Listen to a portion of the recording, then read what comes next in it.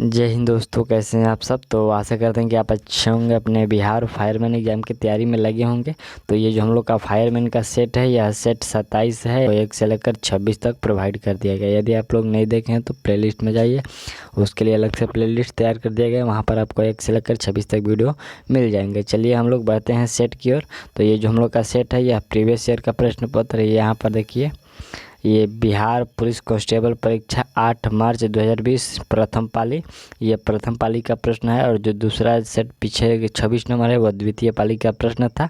तो चलिए, इसका यदि आपको PDF चाहिए तो वीडियो के डिस्क्रिप्शन में टेलीग्राम का नीचे लिंक दिया गया है, वहाँ से आप लोग ज्वाइन होकर PDF प्राप्त कर सकते हैं। चलिए हम लोग बढ़ते हैं सेट की ओर। तो ये सेट का पहला प्रश्न ये रहा। प्रश्न कह रहा है कि वरिष्ठ अर्थशास्त्र का संबंध है। तो ये वरिष्ठ अर्थशास्त्र का संबंध किससे है? तो इसका संबंध व्यक्तिगत आर्थिक एजेंटों के व्यवहार से। आपका राइट आंसर ये हो जाएगा, व्यक्तिगत आर्थिक एजेंटों के व्यवहार से। चलिए दूसरा प्रश्न देखते हैं। तो प्रश्न है कि नर प्रजनन तंत्र के संदर्भ में कौन सा सही विकल्प है? तो यहाँ पर नर प्रजनन तंत्र के संदर्भ में कौन सा विकल्प सही है, यह पूछा गया है। तो यह विकल्प जो सही है, प्रोटेस्ट ग्रंथि, टेस्टोरेन ग्रंथि और शुक्राणु, ये तीनों जो है नर प्रजनन में होते हैं। राइट आंसर इसमें आपका ए हो जाएगा। चलिए अगला प्रश्न ये हम लोग का तीसरा नंबर प्रश्न है कि भारत के संविधान का अनुच्छेद 56 संबंधित है। तो ये अनुच्छेद आर्टिकल जो 56 है किससे संबंधित है? तो आर्टिकल 56 का संबंध है भारत के राष्ट्रपति के कार्यकाल के प्रावधान से। राइट आंसर सी हो जाएगा, भारत के राष्ट्रपति के कार्यकाल से प्रावधान आर्टिकल 56 का संबंध है। चलिए अगला प्रश्न देखते हैं। तो अगला प्रश्न यहाँ पर है कि KMnO4 में मैग्नीज की ऑक्सीकरण संख्या, तो मैग्नीज की ऑक्सीकरण संख्या इसमें कितना हो जाएगा? तो इसमें आपका राइट आंसर 7 हो जाएगा, +7। राइट आंसर डी कर लीजिए।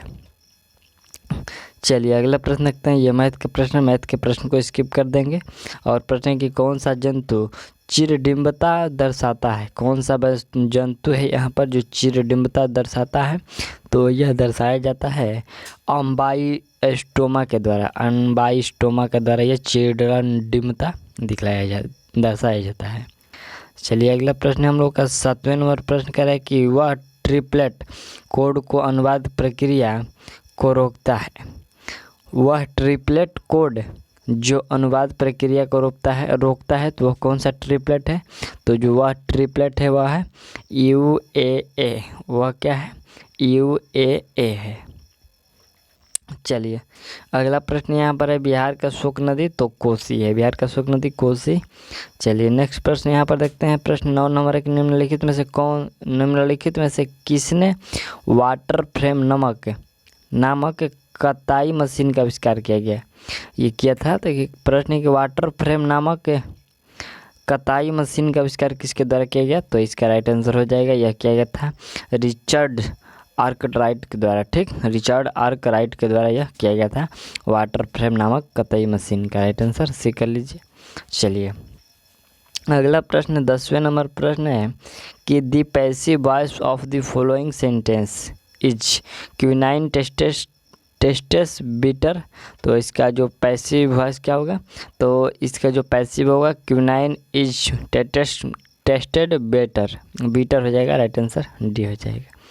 चलिए अगला प्रश्न क्या कह रहा है?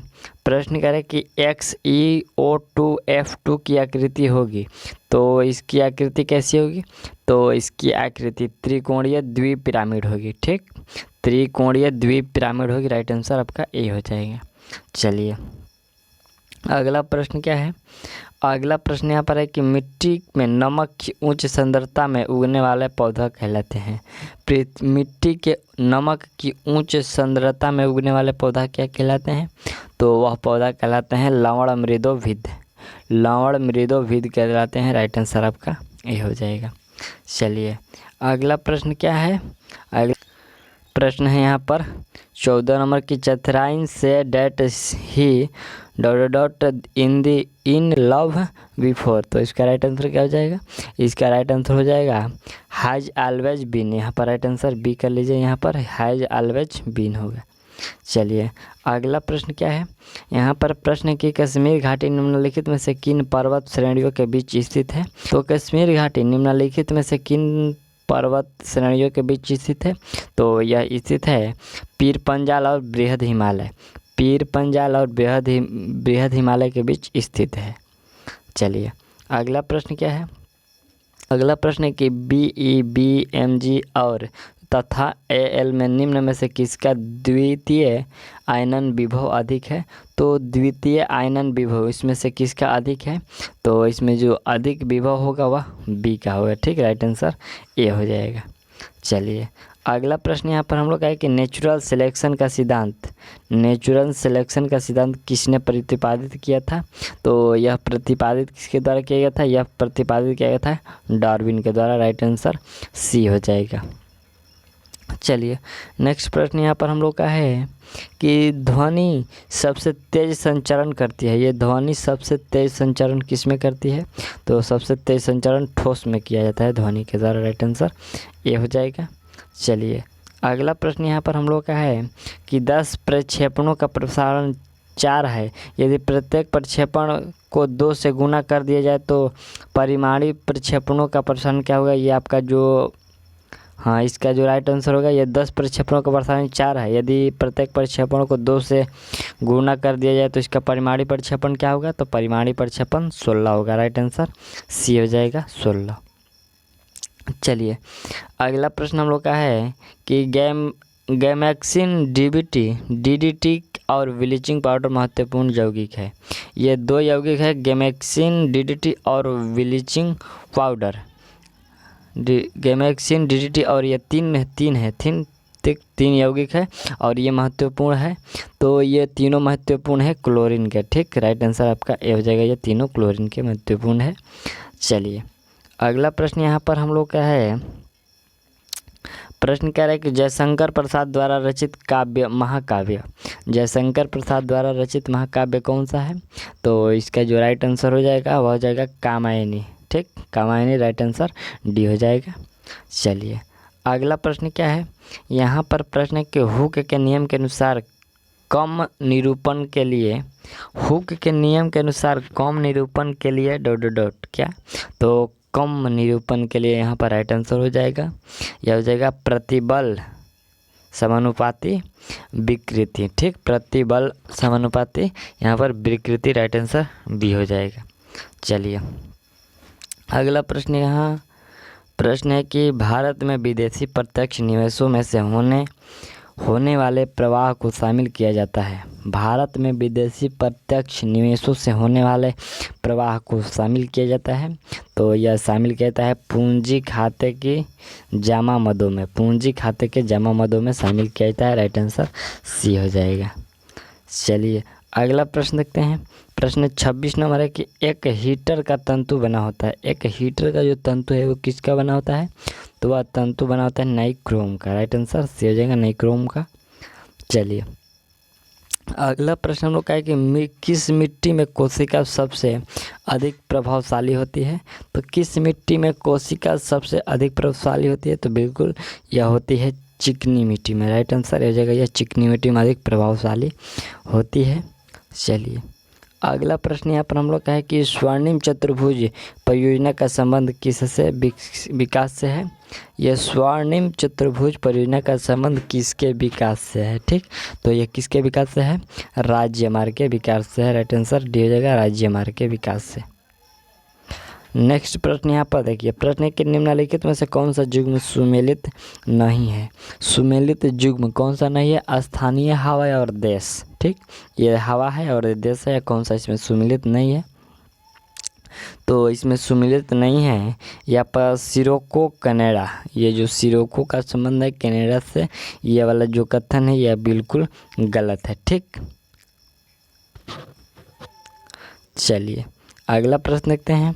प्रश्न यहाँ पर है कि बसंतीकरण के लिए अनुकूलतम तापमान क्या होना चाहिए?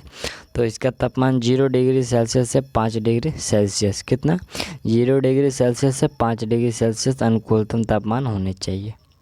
चलिए अगला प्रश्न यहाँ पर देखिए। प्रश्न यहाँ पर है कि निम्नलिखित एल्केन का सही IUPAC नाम बताइए। एल्केन का IUPAC नाम बताना है। तो क्या होगा? तो इसका राइट आंसर हो जाएगा 2,2-डाईमेथिल ब्यूटेन। ठीक, 2,2 डाईमेथिल ब्यूटेन होगा राइट आंसर, ये हो जाएगा। चलिए अगला प्रश्न क्या है, अगला प्रश्न हम लोग यहाँ पर है कि identify the correct tense of the given sentence. Correct, he had been trying to get her on the phone. तो ये कह रहा है कि he had been trying to get her on the phone. तो इसका क्या, इसमें क्या करना है, तो ये सेंटेंस पूछेगा कि ये कौन सा सेंटेंस है। ठीक, ये जो सेंटेंस दिया गया ये कौन से टेंस से बिलोंग कर रहा है। ठीक, यही बताना है। तो यह जो बिलोंग कर रहा है, यह बिलोंग कर रहा है आपका पास्ट परफेक्ट कंटिन्यूस टेंस है। ठीक, पास्ट परफेक्ट कंटिन्यूस टेंस से ये बिलोंग कर रहा है, राइट आंसर डी हो जाएगा। चलिए अगला प्रश्न है कि निम्न में से कौन मंडल का सदस्य नहीं है। निम्नलिखित में से कौन सा सौर मंडल का, यहाँ पर सौर मंडल का सदस्य कौन सा नहीं है। ठीक, तो यह यहाँ पर जो नक्षत्र है यह सौर मंडल का सदस्य नहीं है, राइट आंसर ए हो जाएगा। चलिए अगला प्रश्न देखते हैं। तो अगला प्रश्न है कि अरुण यह मधुमय देश हमारा, जहाँ पहुँच अनजान क्षितिज को मिलता एक सहारा। उपयुक्त काव्य पंक्तियाँ किस कवि के द्वारा रचित है। तो यहाँ पर एक पंक्तियाँ जो है, ये पंक्ति पूछा गया है कि किस कवि के द्वारा रचित किया गया है। ठीक, तो यह पंक्ति जो रचा गया है यह जयशंकर प्रसाद के द्वारा रची गया है। ठीक, राइट आंसर सी हो जाएगा, जयशंकर प्रसाद के द्वारा। चलिए नेक्स्ट प्रश्न यहाँ पर हम लोग का है कि अशोक के प्रस्तर स्तंभ ... के प्रतीक थे। तो ये जो अशोक के स्तंभ थे ये किसके लिए प्रसिद्ध थे। बिल्कुल, तो ये जो प्रसिद्ध थे यह है धर्म के लिए प्रसिद्ध था। ये जो अशोक का स्तंभ था वह धर्म के लिए प्रसिद्ध था, राइट आंसर बी हो जाएगा। चलिए अगला प्रश्न क्या है, प्रश्न है कि no sooner did she receive और telegram ... she left for home. तो यहाँ पर राइट आंसर क्या हो जाएगा, इसमें रिक्त स्थान में जो राइट आंसर होगा वह हो जाएगा then telegram then she left for home, right answer A हो जाएगा। चलिए अगला प्रश्न देखा जाए। तो प्रश्न क्या कह रहे हैं, प्रश्न के अधिकारों का आदर्शवादी सिद्धांत मनुष्य के अधिकारों का आदर्शवादी सिद्धांत मनुष्य के क्या, तो मनुष्य के नैतिक विकास पर बल देता है। यह मनुष्य के नैतिक विकास पर बल देता है, राइट आंसर डी हो जाएगा। चलिए अगला प्रश्न क्या है, यहाँ पर देखिए प्रश्न करें कि choose the correct option converting the following sentence into passive voice. It is home to ring the well, इसको पैसिव वॉइस में चेंज करना है। ठीक, तो क्या होगा, तो इसका जो पैसिव वॉइस में जब टेंस चेंज करेंगे तो यह होगा it is time for the well, it is time for the well to be run, right answer D हो जाएगा। चलिए अगला प्रश्न यह देखिए, प्रश्न है कि निम्नलिखित में से प्रेम शब्द का पर्यायवाची नहीं है। प्रेम शब्द का पर्यायवाची शब्द इसमें से कौन सा नहीं है, तो ये जो ऑप्शन घृणा है ये प्रेम का पर्यायवाची नहीं है। ये प्रेम का विलोम हो सकता है लेकिन पर्यायवाची नहीं हो सकता। चलिए अगला प्रश्न यहाँ पर हम लोग का है कि जीनर डायोड का प्रयोग निम्न में से निम्न रूप में होता है। ये जीनर डायोड का प्रयोग निम्न रूप में होता है, तो ये किस रूप में होता है, तो इसका प्रयोग वोल्टता नियंत्रक के रूप में होता है, राइट आंसर सी हो जाएगा। चलिए अगला प्रश्न यहाँ पर देखिए, प्रश्न कह रहे हैं कि भूमिपुत्र शब्द किस समस्या से संबंधित है। तो ये भूमिपुत्र जो ये शब्द है ये किस समस्या से संबंधित है, तो यह संबंधित है आपका क्षेत्रवाद से, राइट आंसर बी हो जाएगा, यह क्षेत्रवाद से संबंधित है। चलिए अगला प्रश्न क्या है कि केप ऑफ गुड होप को किसने खोजा। केप ऑफ गुड होप को किसने किया, तो यह जो खोजा गया था यह खोजा गया था बार्थोलोमियो डियाज के द्वारा। ठीक, बार्थोलोमियो डियाज के द्वारा खोजा गया, राइट आंसर सी हो जाएगा। चलिए अगला प्रश्न है कि अनवीकरणीय ऊर्जा का स्रोत, अनवीकरणीय ऊर्जा का स्रोत क्या होगा, तो यह होगा कोयला, राइट आंसर ये हो जाएगा कोयला। चलिए अगला प्रश्न हम लोग का है कि जब नियोजित विनियोग नियोजित बचत से अधिक होता है तो क्या होता है? तो राष्ट्रीय आय बढ़ती है। राइट आंसर ये हो जाएगा, राष्ट्रीय आय बढ़ती है। चलिए अगला प्रश्न क्या है? प्रश्न कि साहित्य का शुद्ध शब्द होगा। साहित्य का शुद्ध शब्द क्या हो सकता है? तो यहाँ पर साहित्य का शुद्ध शब्द साहित्यिक होगा। राइट आंसर ये हो जाएगा। चलिए अगला प्रश्न क्या है?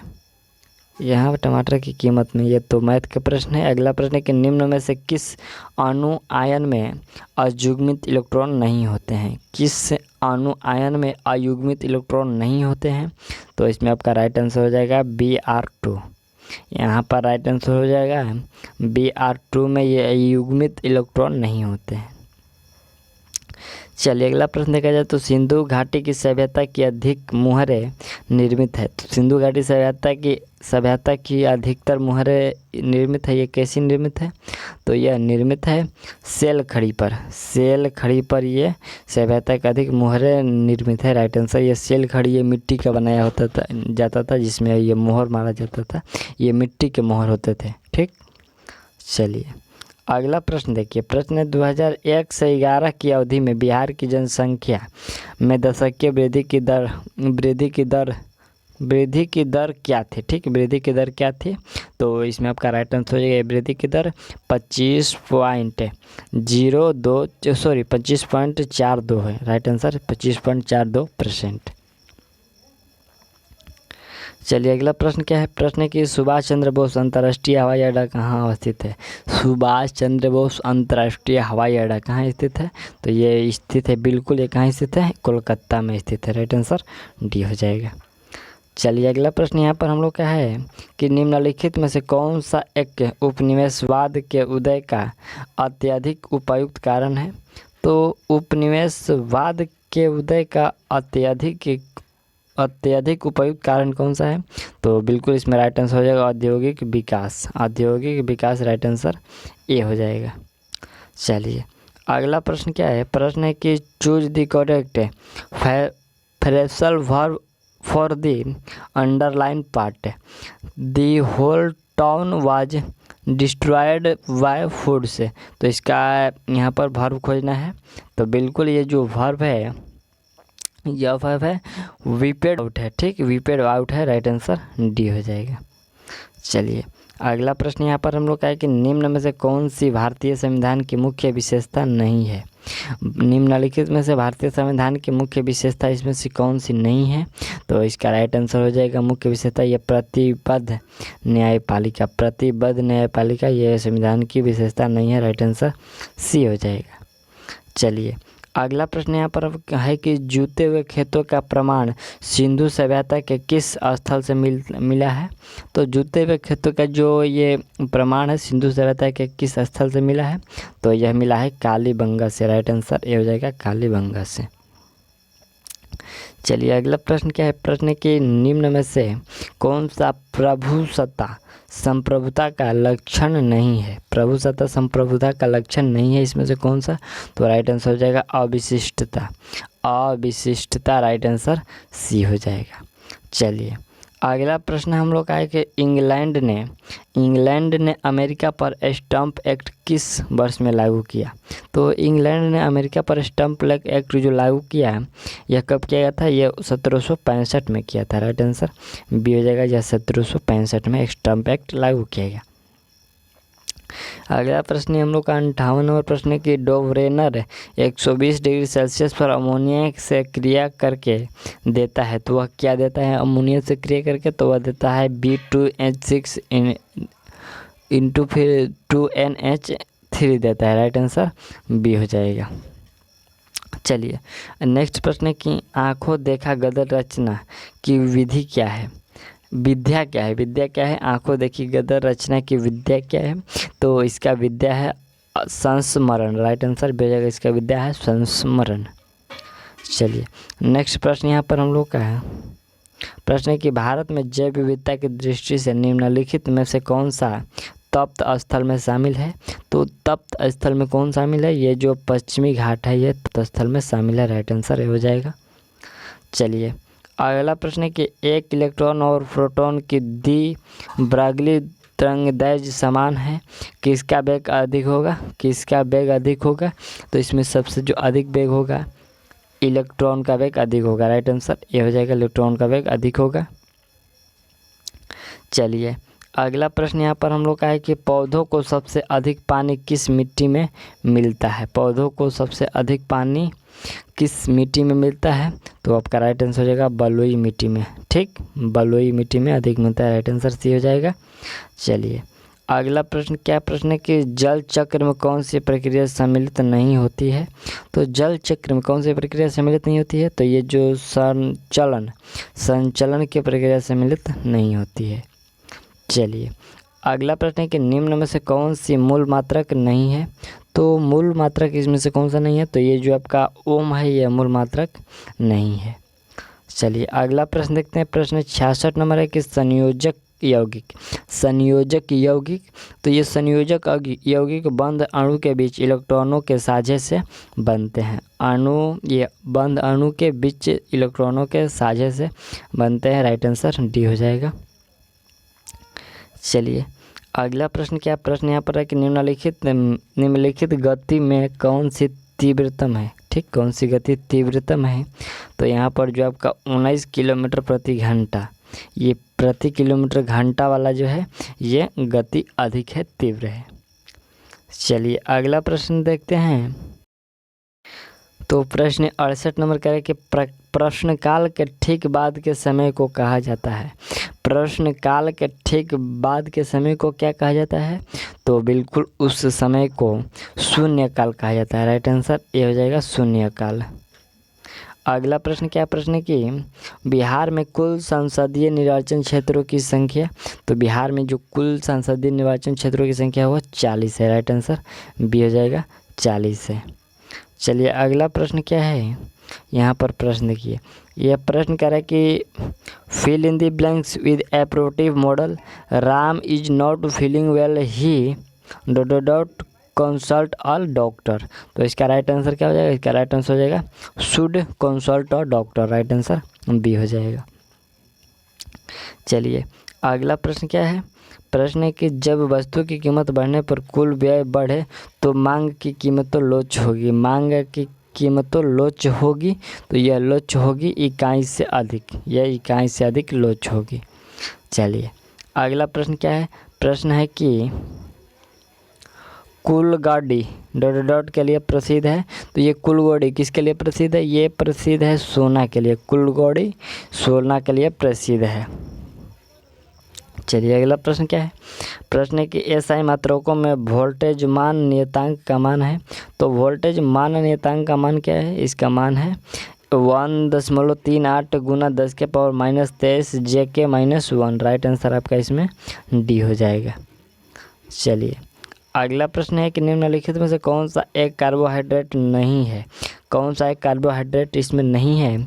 तो देखिए ये जो आपका ग्लाइसिन है, ग्लाइसिन जो है ये कार्बोहाइड्रेट नहीं है। ठीक, चलिए अगला प्रश्न देखते हैं। प्रश्न है कि जो कम बोलता है उसके लिए उपयुक्त शब्द। तो जो कम बोलता है उसके लिए उपयुक्त एक शब्द होगा मितभाषी। राइट आंसर मितभाषी। राइट आंसर एक हो जाएगा। चलिए अगला प्रश्न है, यहाँ पर हम लोग कहें कि भाषण और अभिव्यक्ति की स्वतंत्रता का अधिकार प्रदत्त है। तो भाषण और अभिव्यक्ति की स्वतंत्रता का जो यहाँ पर अधिकार प्रदत्त है, यह प्रदत्त आपको है संविधान के अनुच्छेद 19 के द्वारा। ठीक, आर्टिकल 19 के द्वारा ये प्रदत्त है। राइट आंसर बी कर लीजिए इसमें। चलिए अगला प्रश्न है कि विद्यालय की इमारत के रख रखाव पर किया जाने वाला खर्च। विद्यालय की इमारत के रख रखाव पर किए जाने वाला खर्च क्या कहलाता है? तो ये किए जाने वाला खर्च को राजस्व व्यय बोलते हैं। राजस्व व्यय बोलते हैं। राइट आंसर ये हो जाएगा। चलिए अगला प्रश्न हम लोग का है कि आचार्य रामचंद्र शुक्ला द्वारा रचित कविता की परख किस प्रकार का निबंध है? तो ये कविता की परख किस प्रकार का निबंध है? तो यह निबंध है समीक्षात्मक। राइट आंसर ये हो जाएगा समीक्षात्मक। चलिए अगला प्रश्न यहाँ पर हम लोग का है कि गौतम बुद्ध ने धर्म चक्र परिवर्तन कहाँ से आरंभ किया था? तो ये धर्म चक्र परिवर्तन आरंभ किया गया था सारनाथ से। राइट आंसर डी हो जाएगा। चलिए अगला प्रश्न हम लोग का है कि पुष्टा घास प्रदेश कहाँ पाए जाते हैं। तो ये पुष्टा घास प्रदेश जो पाए जाते हैं यह पाए जाते हैं हंगरी में। ठीक, हंगरी है, ऑस्ट्रेलिया में है। राइट आंसर आपका सी हो जाएगा। नेक्स्ट प्रश्न यहाँ पर है कि 82 नंबर कि यह किसने कहा था कि राज्य व्यक्ति का पूर्वगामी है। राज्य व्यक्ति का पूर्वगामी है, यह किसके द्वारा कहा गया था। तो यह अरस्तु के द्वारा कहा गया। राइट आंसर ए हो जाएगा। चलिए अगला प्रश्न यहाँ पर हम लोग का है कि ऊर्जा के वाणिज्यिक स्रोतों में विशुद्धत शामिल होते हैं। ये विशुद्धत शामिल होते हैं किस में। तो यह कोयला, गैस और तेल, जलवाहन और लकड़ी, ये 4-5 में। राइट आंसर डी हो जाएगा। चलिए अगला प्रश्न यहाँ पर देखिए, प्रश्न है कि निम्न में से कौन सा अणु SOS बंध प्रदर्शित करता है। तो SOS बंध कौन सा अणु प्रदर्शित करता है। तो यह प्रदर्शित करता है H2S2O7। H2S2O7 यह प्रदर्शित करता है SOS बंध। राइट आंसर सी कर लीजिए। और चलिए अगला प्रश्न देखिए, प्रश्न है यहाँ पर कि निम्नलिखित में से कौन सी संस्था पंचवर्षीय योजना की कार्यान्वित के लिए जिम्मेवार थी। तो यह कौन सी योजना है, ये कौन सी कार्यान्वित जिम्मेवार थी। तो इसका राइट आंसर हो जाएगा, यह जिम्मेवार था योजना आयोग जिम्मेवार था। राइट आंसर ए हो जाएगा। चलिए अगला प्रश्न देखते हैं, प्रश्न है कि पानी से बनने वाले बुलबुलों में जो चमक होती है वह किस प्रक्रम के कारण होती है। तो वह किस प्रक्रम के कारण होती है। वह होता है प्रकाश के पूर्ण आंतरिक परावर्तन के कारण ये चमक होती है। ठीक, चलिए अगला प्रश्न देखते हैं। तो देखिए ये प्रश्न कह रहा है कि निम्नलिखित विकल्पों में से प्राथमिक समंक संग्रह के 3 मूलभूत तरीके हैं। तो वह 3 मूलभूत तरीके क्या हो सकते हैं। तो बिल्कुल इसका जो राइट आंसर होगा वह 3 मूलभूत तरीके हो सकते हैं यहाँ पर व्यक्तिगत साक्षात्कार, सर्वेक्षण और एक सरकारी रिपोर्ट, ये 3 हो सकते हैं। ठीक, राइट आंसर ये 3 है, इसका राइट आंसर बी हो जाएगा। ठीक, चलिए अगला प्रश्न यहाँ पर देखिए, ये प्रश्न कह रहा है यहाँ पर करें कि convert the following sentence into negative from assertive affirmative. यहाँ पर negative from affirmative choosing the correct option given below. यहाँ करें कि she is too innocent to doubt him. तो इसका अफर्मेटिव में क्या होगा, नेगेटिव फ्रॉम अफर्मेटिव। तो इसका जो राइट आंसर क्या होगा, यह हो जाएगा she is so innocent that she can not doubt him. Right answer इसमें आपका ए हो जाएगा। ठीक, चलिए अगला प्रश्न है हम लोग का है कि अखिल भारतीय उपभोक्ता मूल्य सूचकांक में सबसे ज़्यादा संयुक्त वजन वाला आइटम कौन सा है। तो वह आइटम हो जाएगा आपका खाद्य और पेय पदार्थ। राइट आंसर बी कर लीजिए। और चलिए अगला प्रश्न क्या है, यह प्रश्न है आपका यूक्लिडियन नियम के अनुसार। ये जो मैथ का प्रश्न है A × A+B बराबर क्या होता है। तो ये राइट आंसर हो जाएगा ए होता है। ठीक, राइट आंसर ए हो जाए। चलिए अगला प्रश्न यहाँ पर हम लोग का कि भारत में पूंजी खातों में परिवर्तनशीलता पर कौन सी समिति बनी है।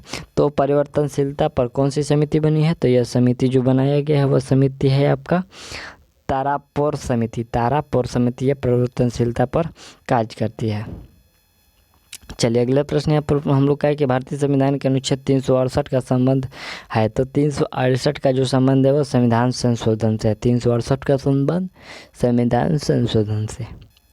चलिए अगला प्रश्न क्या है, प्रश्न यहाँ पर हम लोग के बिहार एवं उत्तर प्रदेश राज्यों की सम्मिलित परियोजना है। तो बिहार और उत्तर प्रदेश राज्यों की जो दोनों को सम्मिलित परियोजना है वह गंडक परियोजना है। ठीक, राइट आंसर भी कर लीजिए, गंडक परियोजना। अगला प्रश्न देखिए, यह प्रश्न हम लोग का है कि भारत की कौन सी निर्यात आयात नीति ने ऋणात्मक सूची के अलावा सभी मद्दों से के स्वतंत्र आयात की अनुमति दी। तो यह अनुमति दिया गया था 2015 से 20 वाले ये क्या कर दी 20 वाले स्वतंत्रता का आयात अनुमति दी। ठीक, 15 और 20 में।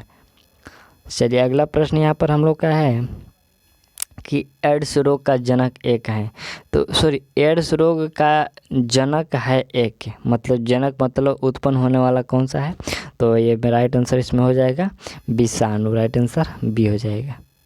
चलिए अगला प्रश्न यहाँ पर हम लोग का है कि रासायनिक परिवर्तन के लिए असत्य कथन छांटना है।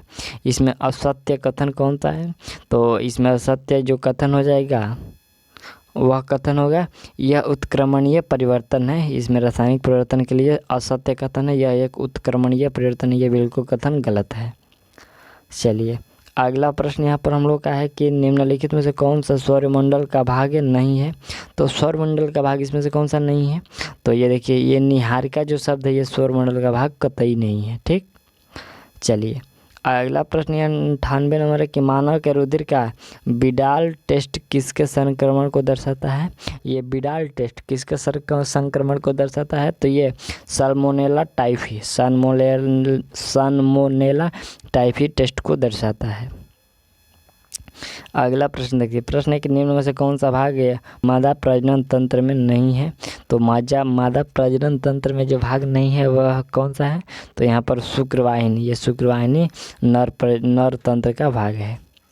चलिए अगला प्रश्न यहाँ पर देखते हैं, प्रश्न है कि मेसोपोटामिया का अभिप्राय है दजला फरात नदियों के बीच की उपजाऊ धरती।